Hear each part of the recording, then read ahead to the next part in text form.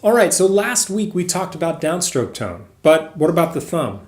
If you think about clawhammer and the mechanics of clawhammer, you can understand right away that the thumb makes up a huge part of our overall sound, probably 45% of our sound. So what's going on with this thumb and why don't we ever talk about it? Well, it's hard to talk about, it's hard to figure it out. Today we are going to learn how to improve our thumb tone with a simple exercise and some tricks and tips that I've learned along the way. So here we go. Here is the pattern of the week. You're going to want to play this pattern slowly.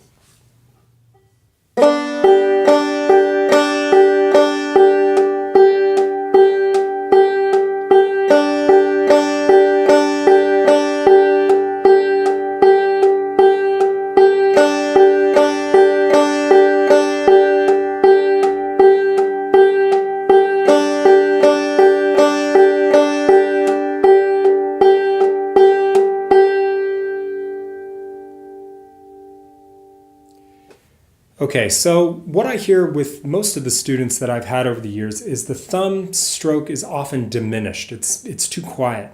So that's the first thing you're going to want to attend to when you're playing this pattern. You're going to want that thumb stroke to be an equal partner in the pattern.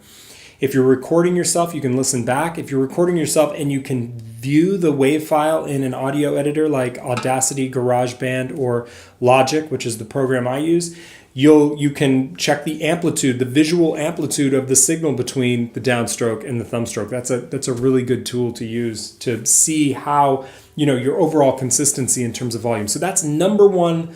That's the first thing on your list. Bring up the volume of that fifth string if it is in fact diminished. The second critical aspect of getting great tone is, just like we talked about in the previous video, follow through. But in this case, we're plunging our hand down into the banjo. On our downstroke, that thumb is going to crash into the head of the banjo.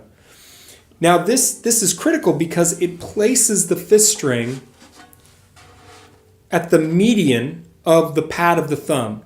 Maybe not exact middle, it may be, as you're looking at your thumb, a little bit to the left of the midline of the pad of the thumb.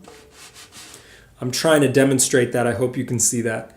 That string, the fifth string, is basically bisecting my thumb almost to the middle line. Again, as I'm looking at the thumb, it's a little bit to the left of the middle line, but it's deep in the thumb pad. And this is important because you need to have some meat to grab that fifth string on your upstroke, pull it off the banjo a little bit, and then let it go. If you don't follow through with your downstroke, you'll end up catching the fifth string sort of on the outside of the pad. And this leads to an anemic, weak fifth string. Not good tone at all. Now, the other things I'm listening for when I'm playing this fifth string note is I'm listening for a percussive pop. And the only way I can get that is if I, again, follow through and get that string to trace that midline or close to the midline of the pad of my thumb. I'm listening for the leading edge of the note. It's called the transient, the peak of the note. And I like that percussive pop. It helps distinguish the fifth string. Because if you think about the clawhammer stroke, it's so idiosyncratic. We're doing our downstrokes with a hard surface, with the back of our nail. And we're doing our upstrokes with the pad of the thumb, which is a soft surface. So we've got to contend with these unequal surfaces. One is a hard surface, the other is a soft surface. So I want to add a little bit of percussive pop to that thumb stroke in order for it to balance well with the hard surface of my downstroke. So I find that it is critical in order for me to get that pop, to get that fifth string in the meat of my thumb. Now the other aspect of this is that upstroke. You want to let go, you pull the string up, you catch it with the pad, and as you bring your hand up to prepare for the next downstroke, you leave your thumb is relaxed and you almost like leave it behind and let it catch that fifth string and then pop off. And that pop off of the fifth string and that follow through out into space on my upstroke also contributes to a big full sound. So you're not only following through with your downstroke with your thumb into the head of the banjo, but on your upstroke, after that thumb catches the fifth string with the pad and lets go, I let that thumb sort of clear the motion and continue its path naturally without sort of trying to stop it and keep it contained. Now at speed, or even faster, it's a little harder to detect, but you can see I'm letting that thumb come off that string into space a little bit. It's relaxed, it's soft. I'm letting the weight of my hand hook that fifth string. And then as I come up for the upstroke, it naturally catches, and my thumb is so soft at this point, I'm just catching it, and it snaps off that fifth string and falls into space in a relaxed manner. And I think this is really important in contributing to the overall volume and punch and sort of overall width of that sound that I'm going for. It's got to be big. You want every note that you play on the banjo to be a musical statement unto itself. So as you're listening back to your own playing, you've got to answer that question for yourself. Is every note musically rich and beautiful? Are my thumb notes beautiful? Are they lush? Do I want to listen to just them?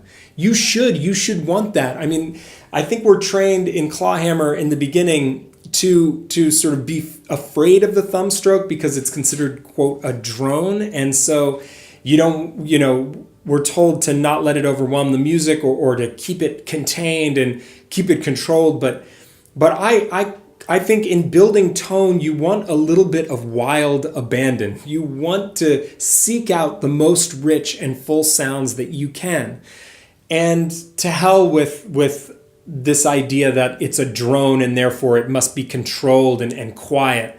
I don't buy that. I think it should be full. I think it should be wild. I think it should be rich. It is a signature component to the clawhammer sound, and to emphasize it and revel in it, I think, is to play the banjo in a clawhammery way. And to me, that's what I'm after. I want to sound the most clawhammery that I can. I don't want to sound like bluegrass. I don't want to sound like a guitar. I don't want to sound like a fiddle. I want to sound like clawhammer banjo. And what sets clawhammer apart? It's that difference between the downstroke and the thumb stroke. And how do we make that interesting and unique and rich? So the other thing that we should talk about just a little bit, and this is kind of getting a little esoteric, but go with me on this, is that we are learning techniques with our right hand. We're learning mechanics. But just like we talked about in the last episode, your imagination should be an equal partner in your creation of banjo tone. And what I mean by that is, what do you want your fifth string to sound like? Don't settle for what it sounds like now.